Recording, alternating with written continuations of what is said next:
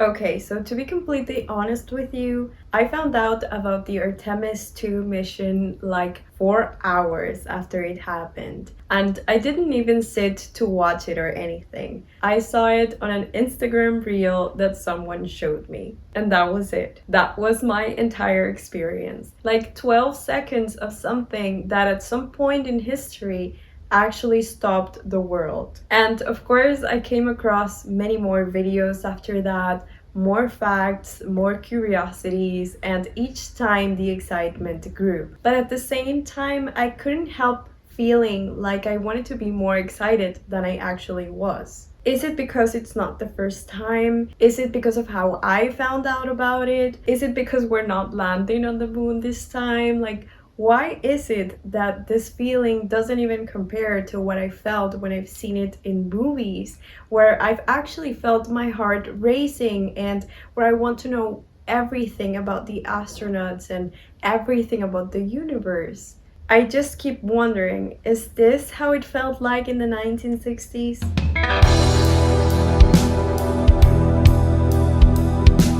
There are a lot of things happening this time.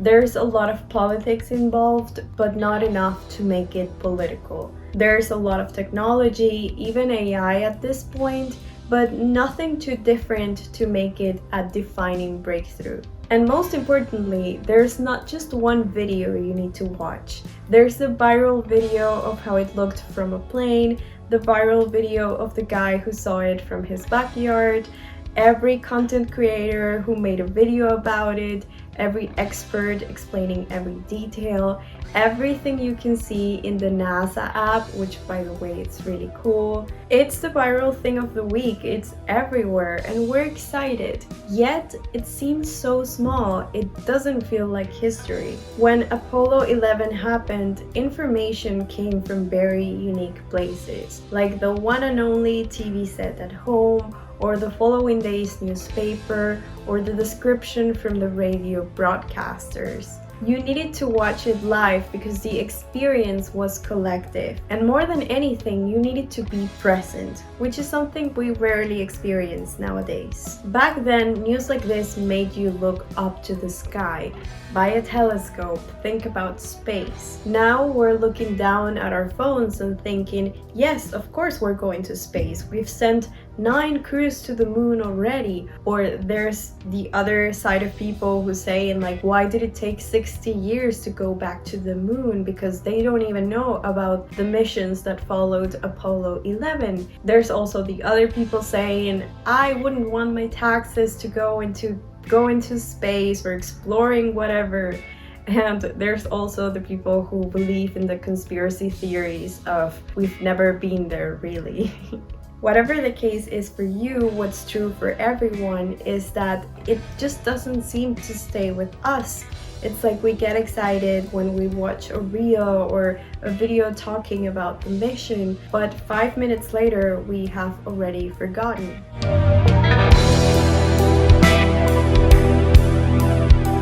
When the space race began, we started thinking about the future and what it would look like, and there didn't seem to be a limit. Moon bases, space hotels, flying cars, robot maids and synthetic foods, flat TV screens, giant computers, and video calls. And we got most of it right. But when you think about the future now, what do you see? Right now, the future is quite abstract, and it's because the biggest breakthroughs now are mostly invisible, locked inside algorithms and data, or maybe just less cinematic than we hoped for. We were promised flying cars and space hotels, and we got better at tracking and video calls. Thinking about progress is not the same as what it used to be. The future we were promised is pretty much here, but our connection to progress has changed a lot.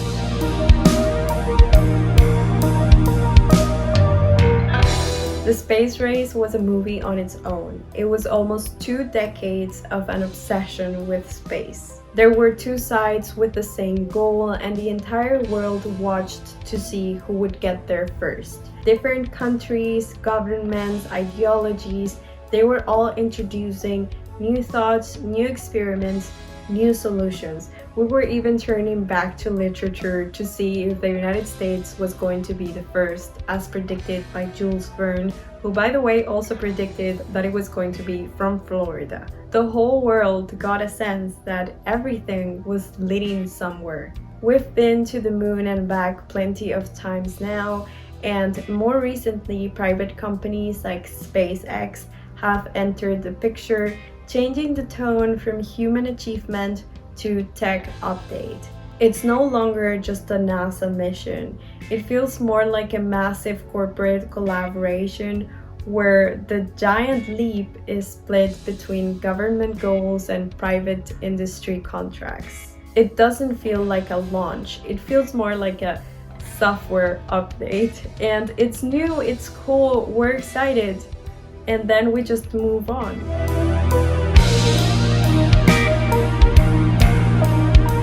Back then, astronauts seemed like superheroes, people who could do it all.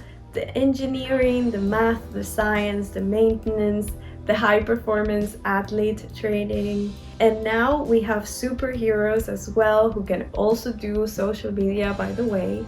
But our understanding of the data makes the mission feel like a routine. We've automated so much of the miracle that it feels more like a calculated process rather than a leap into the unknown. Even though it's still extremely dangerous to this day, we know there's so much people behind the mission that any potential mistakes other than the lethal ones are covered with various alternative plans. Mystery played a huge part in the excitement, and we've reduced it significantly, which makes it easier to understand but harder to feel in awe of.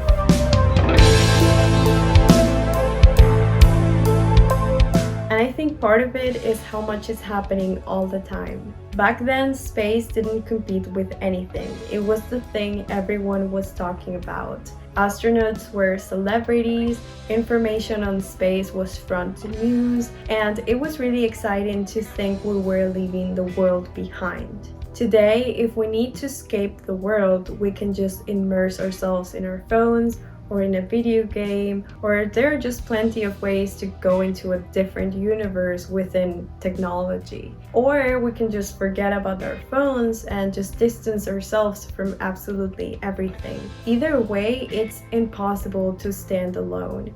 Even space is competing in the attention economy.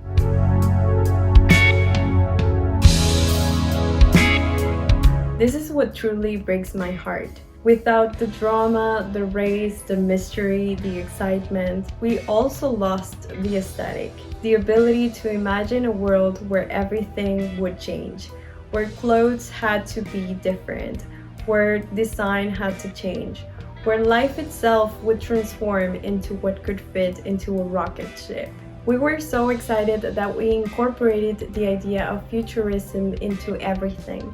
And we did a very good job.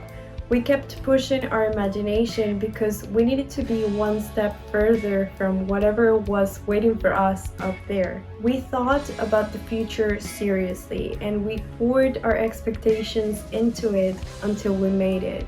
And then everything became darker. After that, the idea about space or about the future doesn't disappear, but it changes in tone. Suddenly, we think the future will be dystopian. It will be dark and problematic, and space is no longer shiny and minimalistic. It's filled with people and garbage, and it becomes something complicated. So now that we are excited again about space, we're not exactly excited about the future. It's impossible to feel that same kind of optimism. We are partly scared, partly expectant, and partly excited. But you know, maybe the excitement didn't disappear altogether. Maybe we just stopped recognizing it. Maybe it's time to go back to asking ourselves, what will the future look like? And to open our minds to make it exciting again, to think about what's ahead of us and about new discoveries beyond our world in the most optimistic way possible.